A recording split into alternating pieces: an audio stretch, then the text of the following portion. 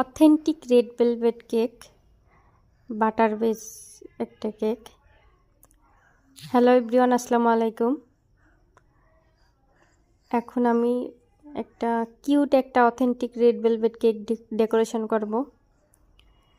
Authentic কেকগুলাতে sugar syrup দেওয়া লাগে না, কেকগুলা এমনি খাইতেই অনেক মজা লাগে। এটা দেখেন, আমি চকলেটের কিছু টপার রেডি করছি, হোয়াইট চকলেট, ডার্ক চকলেটের। সিম্পল একটা কেক, খুবই ইজি ডিজাইনের একটা কেক। আস্তে আস্তে আমি একটা একটা করে সবগুলো টপার বসাই নিব।